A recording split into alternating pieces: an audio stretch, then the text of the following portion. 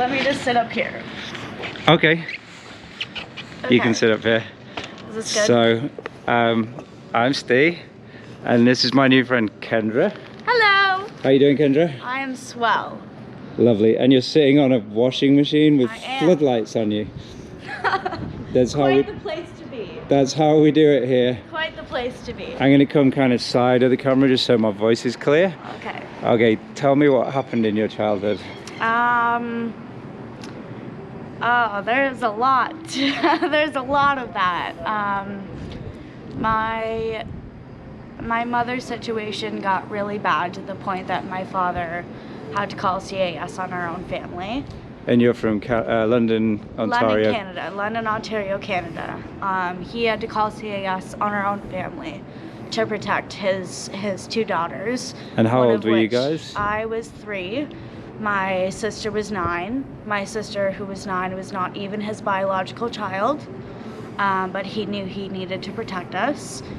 And even in that sense, like, when my father started threatening, like, you are not well, like, you need to do better for your children, like, I am going to take arrangements and make arrangements to fix the situation. Are you okay talking about this? I am.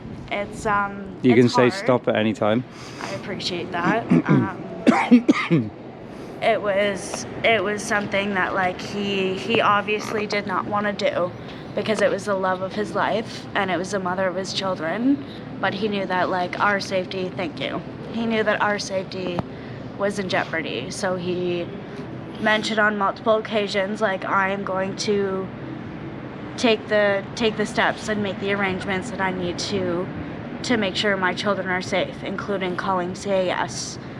And she, like, deliberately said to him, like, I have enough bruises over my body, which were from her falling when she was drunk, to be like, I can use these bruises as an example to say that you are beating me.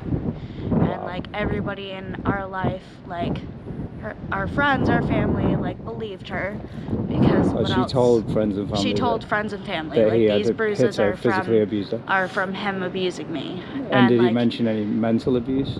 Did she mention any mental abuse? And that too, which, like, I will not deny, like, mental abuse. They were both, like, mentally unwell in their own ways, but, like, the physical abuse, like, she physically told, like, multiple neighbors and family members that, like, he was abusing her. And, like, at that point, what do you believe, you know? So, like, they all believed her. So he literally had to keep, like, a daily journal. And, like, to film himself, like, a lot of the time. Like, half of his day, like, at home was, like, filmed. And then he would go to bed before night and, like, write a daily journal, like, film a physical journal and write a daily journal. And this is actually a good idea in a situation like that, like, film yourself, because then you can show where you were. And just to show people that, like, she is lying, like, and nobody would believe her because she's the mom, because the mom is always believed, right? And, like, like, that's something that really hurts me and sticks to me, is because, like, my mother was always a pathological liar. Like, she really was. And, like, she sat there and said to my father, to his face, like, I have enough bruises on my body to tell the court that this was you, and they would not try to prove otherwise. Do you think someone who lies to that extent in some way lies to themselves before they lie to others? So they kind of believe themselves, maybe? They do. They believe themselves. Like, it's... And that's the part that hurts the most, when you're, like, family to those people and when you love those people, because they sit there and they make those lies and those accusations. And I've had my mother make these lies and these accusations to me, and it's like, I know that you're wrong, and for me to tell you that you're wrong, she has a condition. She has a condition. Like, for me to tell you that you're wrong is going to cause more harm than good, because you have a fucking condition. And you are a pathological liar, and you believe the lies that you're saying. The gaslighter gaslights themselves before they gaslight others. And they do. And but it's a control mechanism, and it's protective in 100% it is. And, like, when my father showed me his, like, 20 journals from, like, the daily records that he had to keep in order to keep my sister and I and to keep us in his custody. Are you glad he showed you them, or would you rather he hadn't? I'm glad he did. It took me to be 21 to show me. Like, I had to be a full-grown adult, and that's the thing. He never said anything bad about my mother until I made my own, like, bless you, until I made my own kind of assumptions about my mother. He never had anything bad to say about her, whereas she, my whole childhood, would backstab my father and talk shit about him.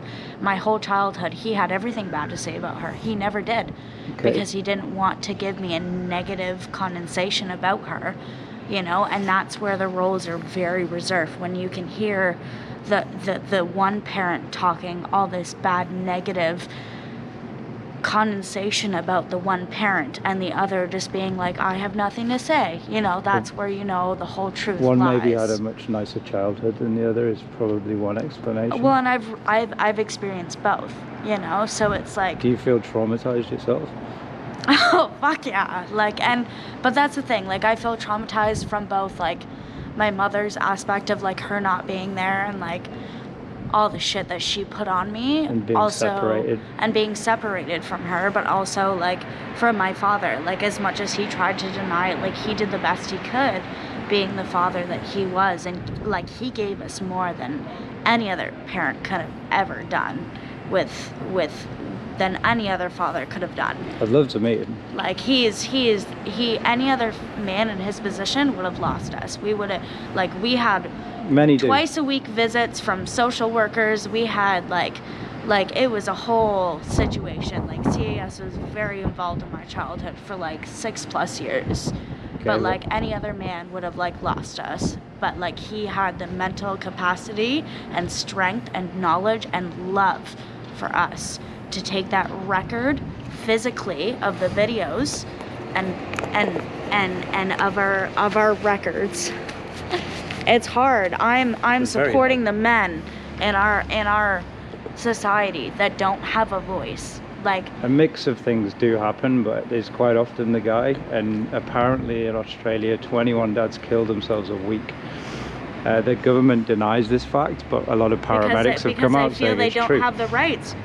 They're completely up against the wall. And my father has openly told me that he has considered that multiple times. If he did not have the support from his parents financially to help him through the lawyer fees, the court fees, everything that he had to fucking fight through, there was over $300,000 worth of legal fees that he had to fight through to keep custody of us. Any other man in his position without that support, we would have been in foster care.